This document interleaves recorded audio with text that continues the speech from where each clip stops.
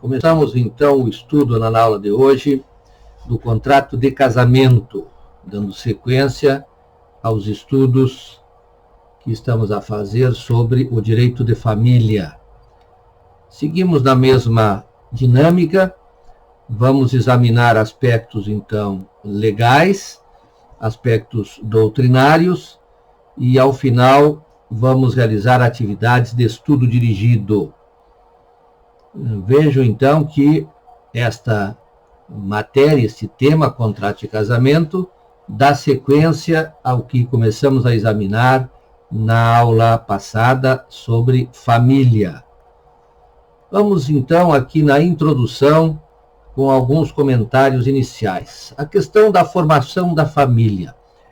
Vimos que a família é a grande instituição social que permite a organização dos humanos e até mesmo a sua sobrevivência enquanto espécie, já que se não tivéssemos uma forma adequada de existência, de geração de novas unidades humanas, enfrentaríamos problemas de manutenção da espécie.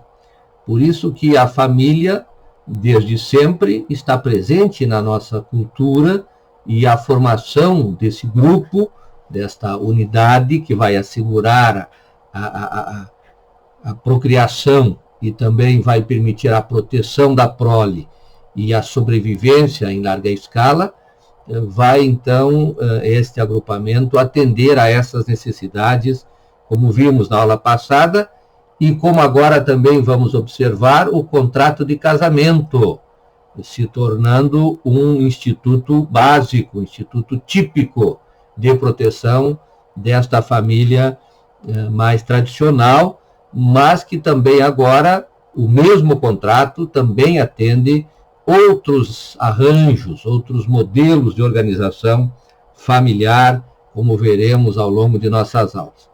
Então, o contrato de casamento é esse tipo de contrato que vai permitir a formação de uma sociedade familiar conjugal. Portanto, uma sociedade que não visa uma exploração empresarial, não visa uma exploração econômica, não se destina a atividades filantrópicas, mas sim tem a ver com o próprio modo de viver, de existir, de estar no mundo. Como é que o indivíduo se põe no mundo? Já que, pela própria experiência, observa-se que a promiscuidade, o estar jogado a práticas meramente sensoriais, não permite uma organização dos seres humanos como sociedade. Há que ter uma estrutura que vai permitir que esse agregado humano, essa coletividade de seres humanos, possa atuar conjuntamente, mas ao mesmo tempo atendendo necessidades individuais muito íntimas, muito próprias da espécie. Então, a sociedade familiar conjugal, ela vai se revelando ao longo da experiência, da prática milenar, da prática que se perde na noite dos tempos. É claro que muitos, com uma visão muito limitada, não olhando para toda a experiência civilizacional humana, não conseguem ver a família como esse elemento importante, primordial. Mas a realidade é que como vimos na aula passada, que a família é essa célula primeira da sociedade e, portanto, a sua proteção jurídica é algo que se impõe, que deve ser realizado, deve ser promovido, tanto é que temos um direito de família, que estamos a estudar agora, e percebendo como a família é o centro desse conjunto de regras positivadas. Vamos aqui para os textos legais básicos que devemos examinar.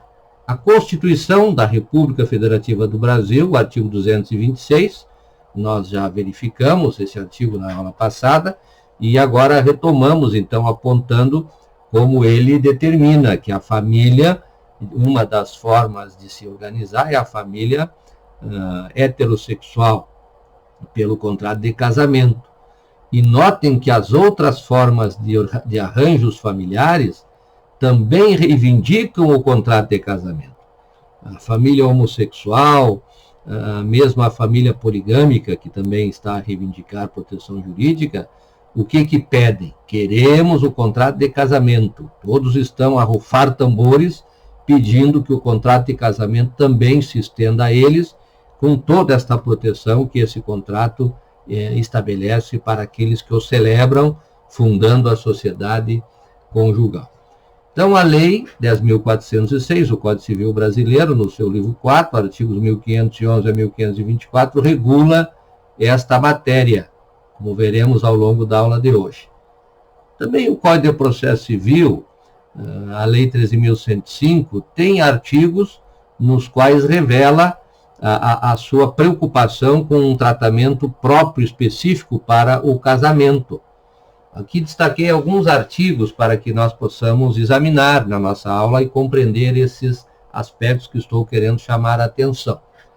O artigo 189 do CPC diz: os atos processuais são públicos, todavia, tramitam em segredo de justiça os processos, inciso 2, aqui que versem sobre casamento. Vejam que as ações que tratam sobre casamento, elas tramitam em segredo de justiça, significa dizer que há uma necessidade de se manter essas ações com acesso mais restrito de pessoas a esses dados, a esses documentos, mas não as decisões tomadas. Nós que estudamos direito de família, nós estudantes em geral do direito, temos o direito de acessar as decisões, até mesmo para podermos identificar o que pensam os tribunais sobre o casamento e sobre aquelas demandas que surgem no âmbito do direito de família. Então, esse segredo de justiça aqui é no sentido de que as pessoas que tiverem acesso, elas devem abster-se de comentários sobre o que ocorre ali, ou sobre as pessoas envolvidas. Isso não nos interessa, queremos saber qual é o problema que tinha lá e qual foi a solução, porque essa solução serve de paradigma para uma solução de caso futuro que apresente semelhanças com esse que assim foi solucionado. É a chamada jurisprudência constante, a qual nós temos que ter acesso e os tribunais nos facilitam isso para que possamos estudar adequadamente.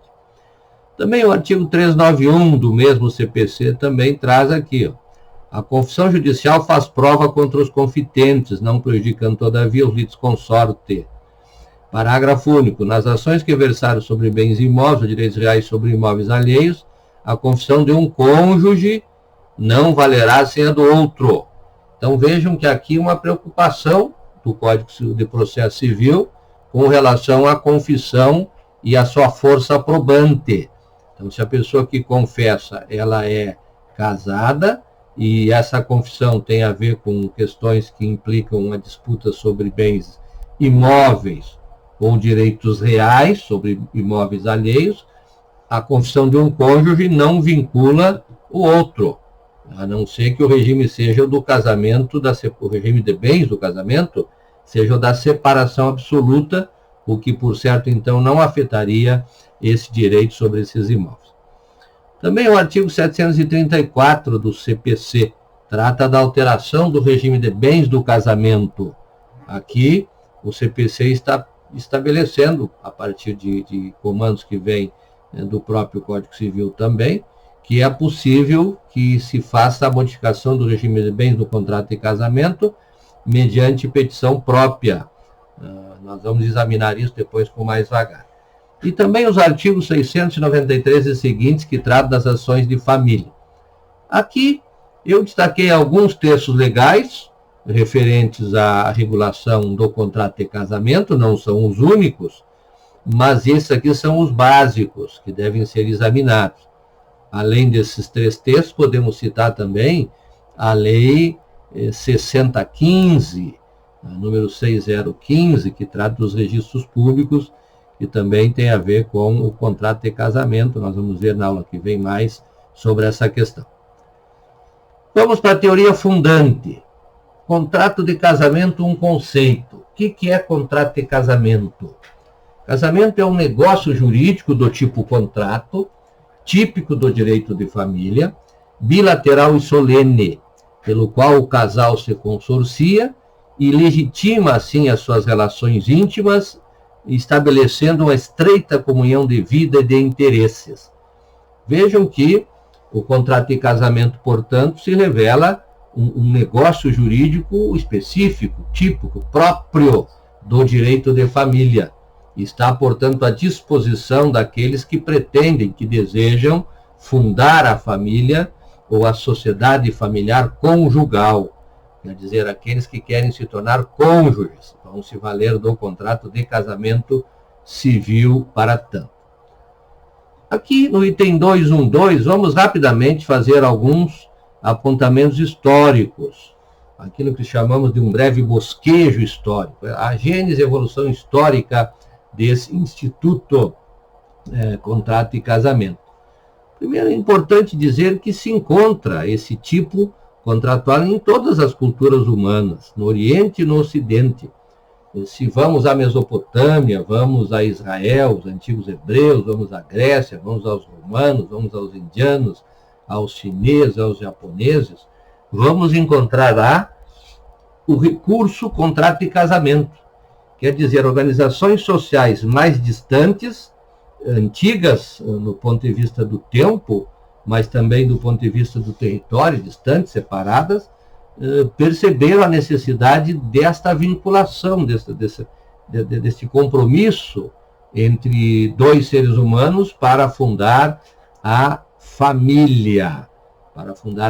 Então, o contrato de casamento está presente e também nas diversas religiões falam também em casamento. Vejam aqui apenas título de exemplo da Mesopotâmia, o Código de Hammurabi, algumas regras sobre o casamento que constam desse código deste povo tão antigo. Diz aqui o artigo 128 do Código de Hammurabi: se um homem tomar uma mulher como esposa, mas não tiver relações com ela, esta mulher não será esposa dele.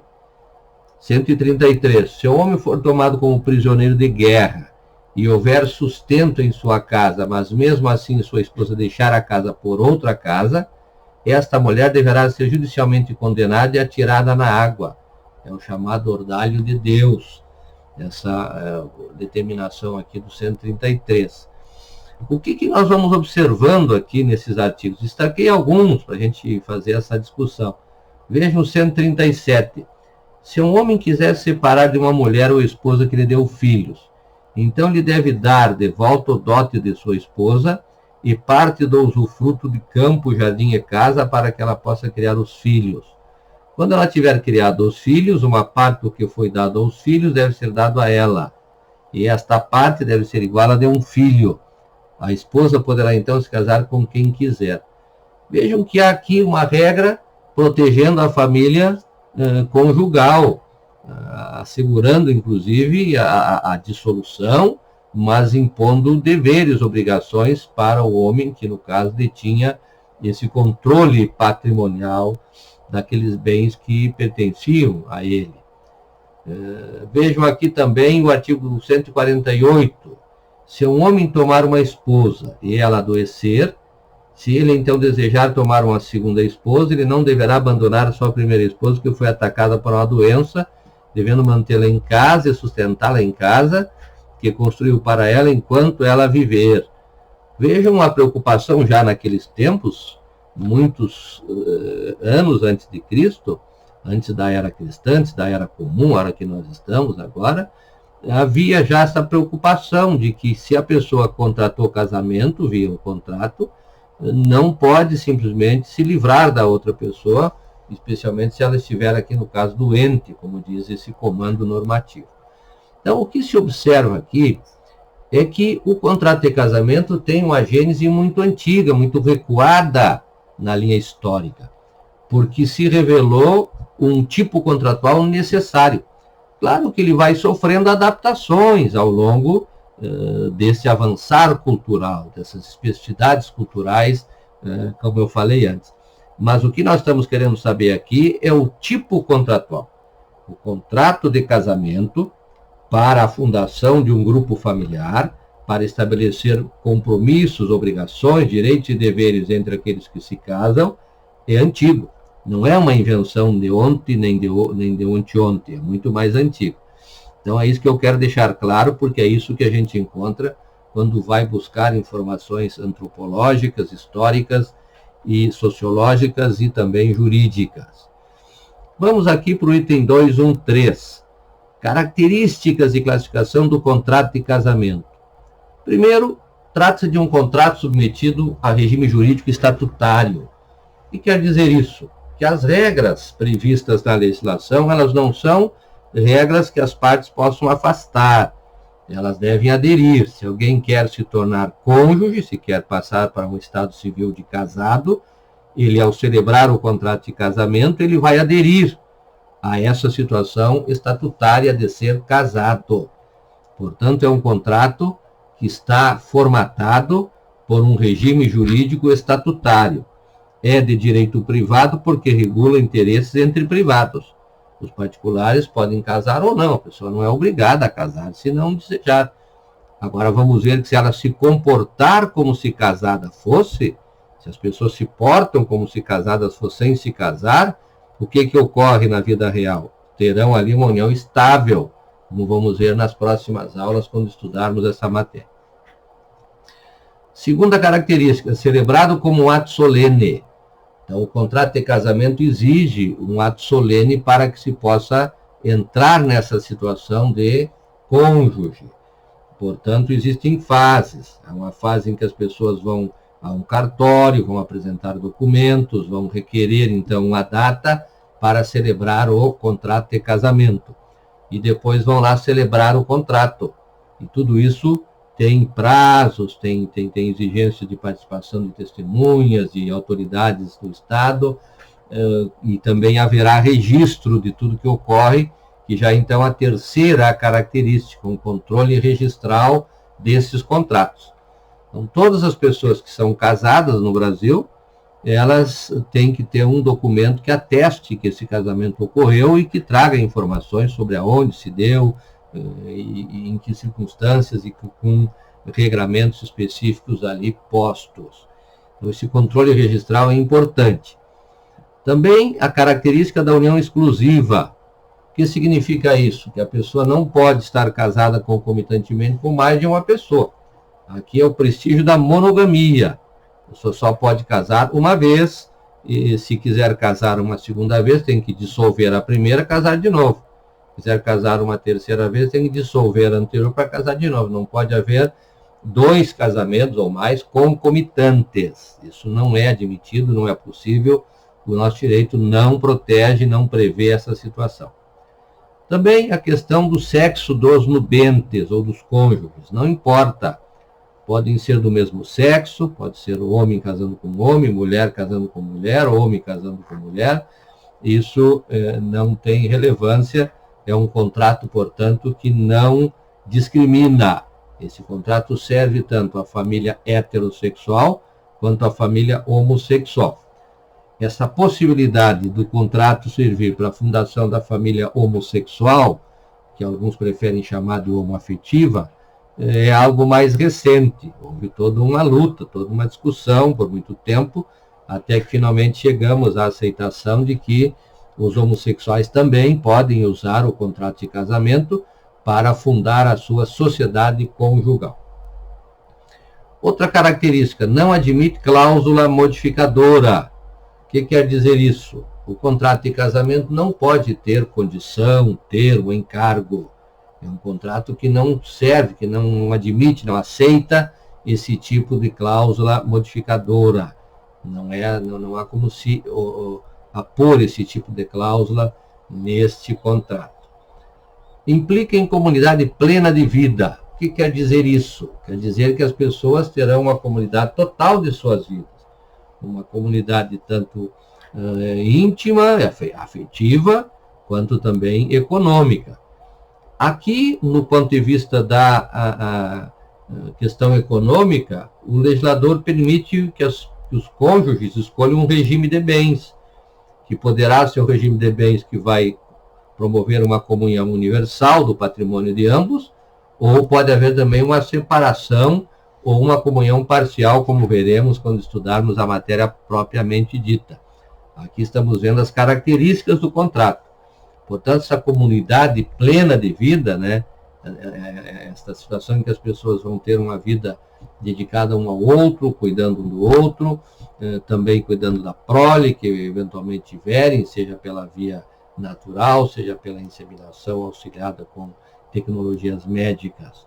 Então, essa comunidade plena de vida, nós vamos ver, implica em deveres de atender certas necessidades um do outro. Vamos ver isso quando tratarmos dos deveres do casamento. Também apresenta situações de limitações. O que é isso? É um tipo de contrato que não está aberto para situações em que o legislador julga que certas pessoas não possam casar entre si. Então, existem limitações, tanto quanto a potência para casar, portanto, a capacidade jurídica de exercício desse direito, quanto também a questão vinculada a certas limitações, que são, portanto, situações específicas que nós vamos ver na sequência. Além disso, também é dissolúvel, quer dizer, o contrato de casamento, que durante muito tempo no Brasil ele era indissolúvel, embora se pudesse dissolver a sociedade conjugal, não se podia dissolver o vínculo matrimonial, logo não poderia haver segundas núpcias. Isso foi superado e atualmente, então, o nosso contrato de casamento na legislação brasileira, ele é dissolúvel, pode ser, portanto, dissolvido com facilidade extrema até atualmente. Então, aqui características específicas do contrato de casamento. Aqui, quanto à classificação, vou rapidamente dizer, a classificação, na verdade, não é que tem várias espécies de casamento.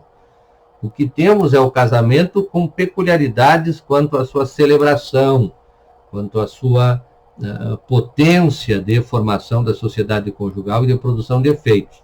Então, normalmente, o casamento será válido seguindo todas aquelas regras que nós vamos estudar mais adiante, quanto à habilitação e depois celebração. Pode ser um casamento putativo, aquela situação em que há um vício que torna o casamento nulo ou anulável, mas as partes não sabiam, desconheciam. Então, até esse momento em que eles não sabiam, o casamento é válido, mas a partir dali já não será mais válido ou não terá mais os efeitos que produzia até então. O casamento nuncupativo, aquela situação em que a pessoa quer se casar, mas encontra-se numa situação de risco de vida. Não há tempo para preparar as solenidades, encaminhar as exigências formais. Então, o legislador permite uma celebração simplificada, mas ainda assim com um certo ritual, nós vamos depois ver melhor isso, e temos aqui o casamento nuncupativo. Temos também o casamento religioso. O legislador valoriza a religião e reconhece, então, a potência das estruturas religiosas de promoverem, de celebrarem o casamento dos seus fiéis. Mas exige o legislador que esses casamentos, mesmo sendo formatados, celebrados por religiosos, deve haver o registro, para que eles tenham o reconhecimento também como casamento civil. 214, fundamentos e finalidades. O que se pretende com o casamento? Aqui anotei 3 situações. Primeiro, possibilitar a constituição jurídica da família.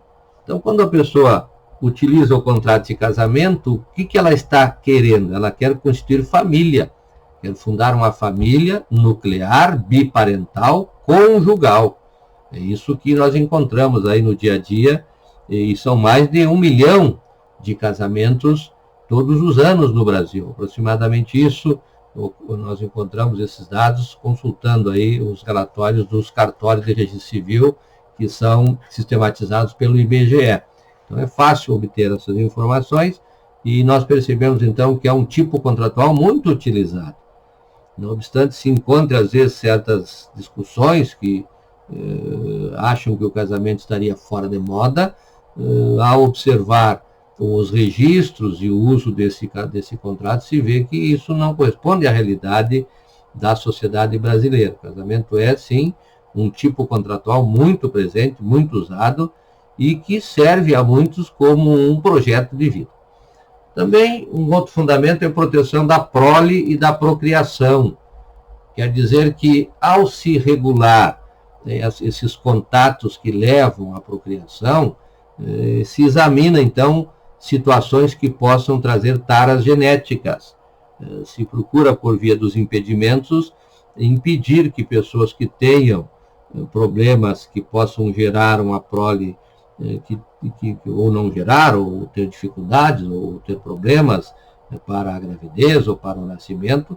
Então, se acredita que com esta adoção de um contrato que vai fazer as pessoas refletirem sobre o que pretende fazer, elas, os nubentes, né, os nubentes, vão ter condições de verificar a existência dessas potências aí de, digamos, falha na possibilidade de procriação. Também regular de forma jurídica a comunhão de vida do casal.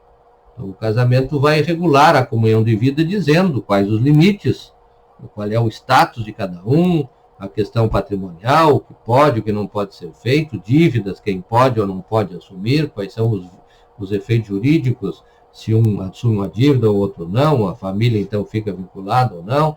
Isso tudo é regulado por esse sistema do direito de família. Portanto, os fundamentos e as finalidades aqui, de uma certa forma, se intercalam.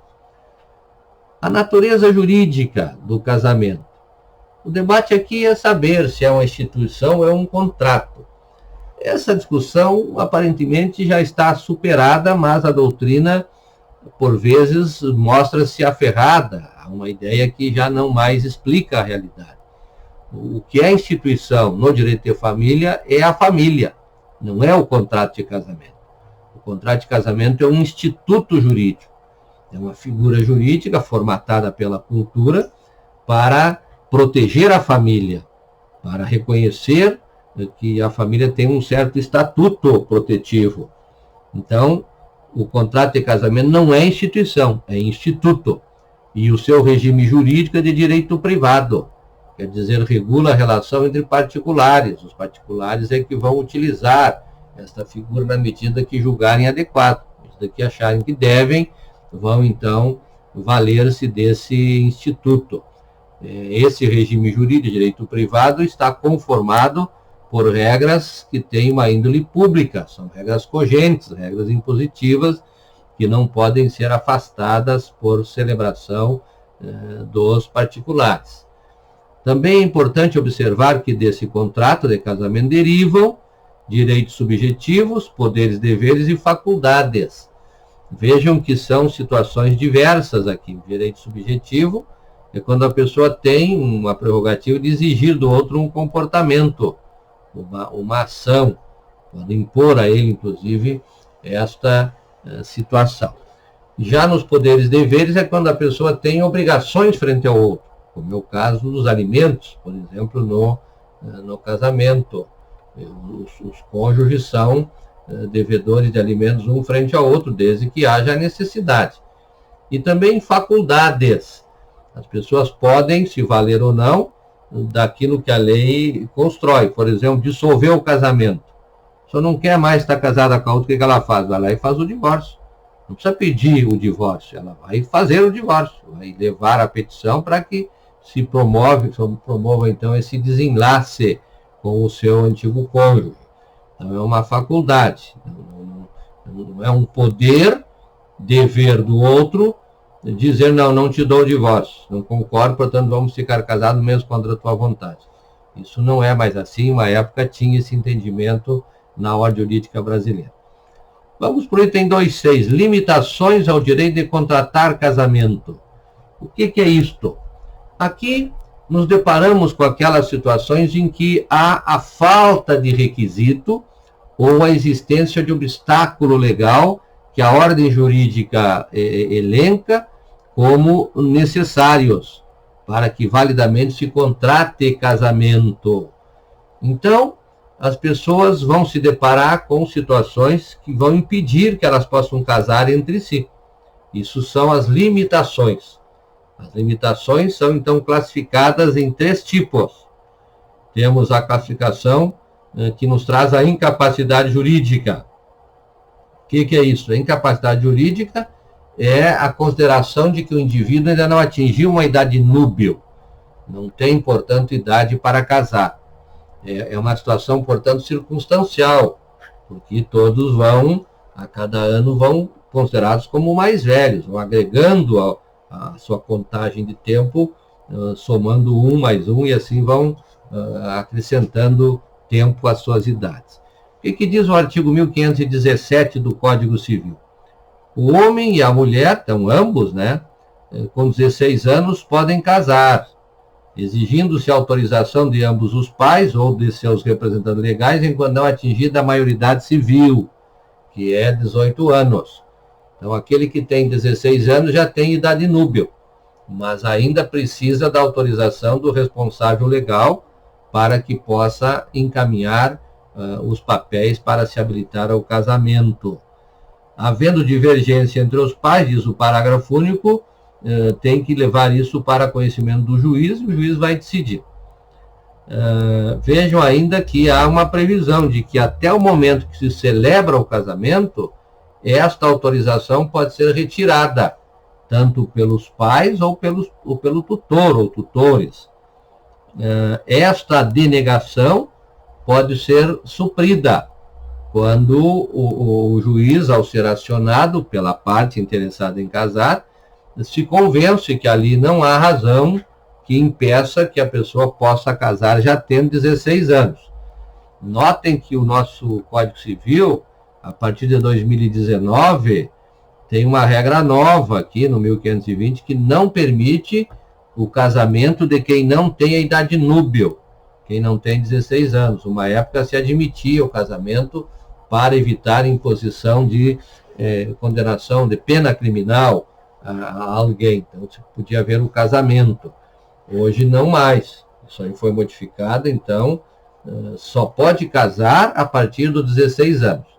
Isso traz um problema, porque na realidade tem muitas pessoas, meninas e meninos com menos de 16 anos que casam, e como agora não é possível, se forem aos tabelionar os cartórios não vai ser feito, certamente vão passar a conviver junto, o que vai forçar a reconhecer ali uma união estável, embora contrariando aqui essa regra que se aplica ao casamento.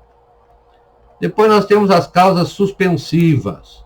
O que são as causas suspensivas? São aquelas causas que não impedem que o casamento se realize validamente, mas elas recomendam que se espere um certo prazo até que ocorra um certo evento.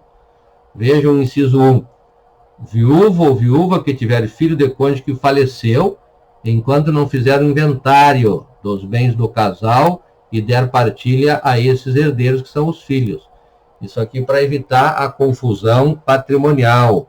Então, enquanto não feito o inventário, não deve casar.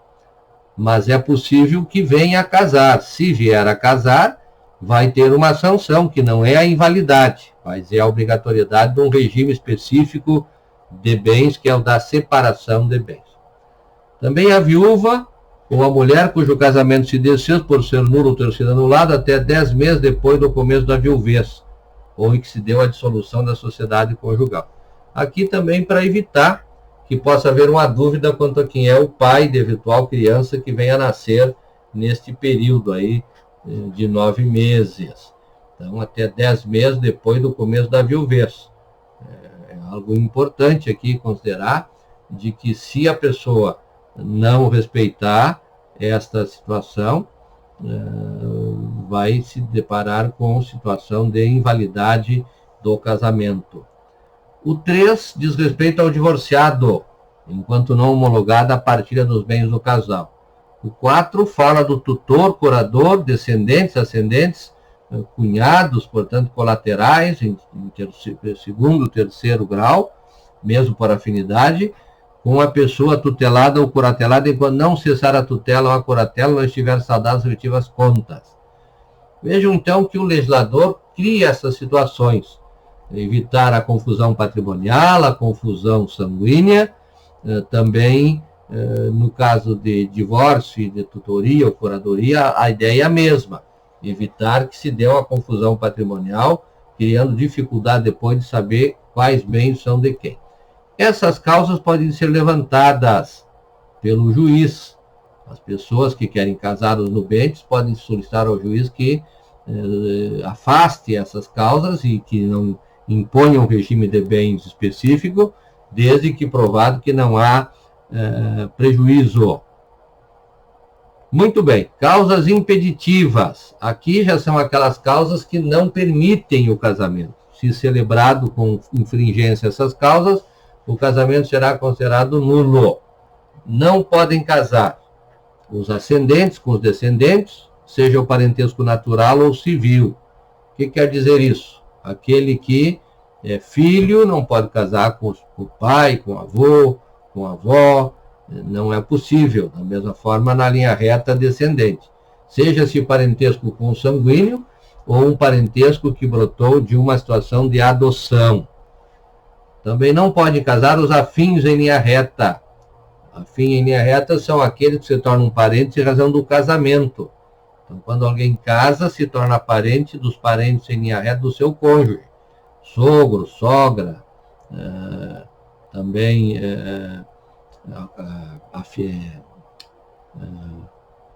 enteado, enteada, são, portanto, afins em linha reta e eles não podem casar entre si. Quem uma vez foi padrasto não poderá casar com o enteado ou com a enteada, seja na linha heterossexual ou na linha homossexual, não importa. O adotante, como foi cônjuge do adotado, e o adotado, como foi cônjuge do adotante, os irmãos, unilaterais ou bilaterais, e também demais colaterais até terceiro grau, inclusive. Aqui, na verdade, essa, inclusive, aqui tem sido enfraquecida, porque há um decreto-lei, um decreto 3.200, da época do Getúlio Vargas ainda, que autoriza o casamento entre colaterais em terceiro grau, que são tio com sobrinha, ou tia com sobrinho. O adotado com o filho do adotante, porque se tornou irmão, as pessoas que já são casadas, por causa da questão da monogamia, e o cônjuge que sobreviveu com aquele que foi condenado por ter matado o seu consorte, ou ter tentado matar contra o seu consorte. Então, eis aqui 7 situações de impedimento. O impedimento significa uma situação muito séria, muito exigente, muito importante, portanto, não se deve admitir que as pessoas nessas situações casem entre si. Vamos ver a questão da oposição dos impedimentos. Os impedimentos, eles devem ser opostos em situações diversas. Temos as causas suspensivas, que podem ser, então, arguídas no prazo de 15 dias dos editais para a celebração do casamento, e devem ser arguídas por parentes em linha reta de um dos nubentes, sejam consanguíneos ou afins, ou ainda pelos colaterais em segundo grau, também sejam consanguíneos ou afins. Então, o legislador aqui ele limita quem é que pode apresentar causa suspensiva e também diz que deve ser feito isso até o momento da habilitação para o casamento, naquela fase, então, dos 15 dias em que, os proclamas são, então, editados e são publicizados. Os impedimentos também, ali eram causas suspensivas, agora são impedimentos. Os impedimentos podem ser opostos por qualquer pessoa capaz. Então, notem que amplia. Lá eram os parentes, aqui qualquer pessoa capaz. E até quando? Até o momento da celebração do casamento. Até aquele momento que nós vamos estudar depois, se dá lá na frente do juiz de paz. Também aqui deve-se considerar que se o juiz de paz, o oficial registrador, tiver conhecimento de que algum impedimento existe, ele é obrigado a declará-lo. Então, é de ofício essa declaração, e nesse caso o casamento não poderá ser realizado, terá que ser, então,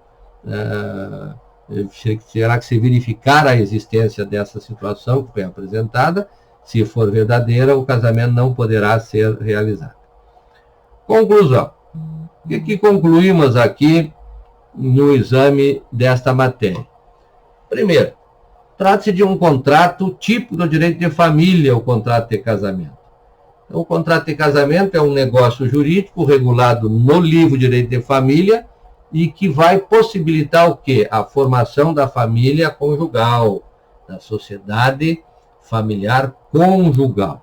E é um tipo contratual bastante antigo, como já apresentei a vocês. A literatura em geral revela, mostra que esse contrato está presente nas culturas em geral, nas culturas da antiguidade, com aquela ideia de criar um vínculo que traga obrigações jurídicas, que traga um compromisso de apoio, um compromisso de solidariedade, e depois vai evoluindo, vai avançando até chegar ao estádio atual que nós nos encontramos.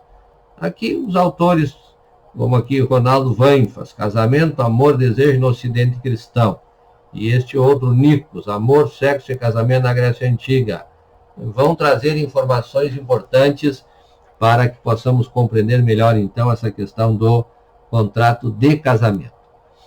Vamos, então, agora, feita essa apresentação, essa introdução sobre o contrato de casamento, vamos para as atividades de estudo dirigido. Iniciamos com o questionário de fixação sobre essa matéria e, na sequência, vamos para o diálogo na sala virtual de estudo. Bons estudos a todos.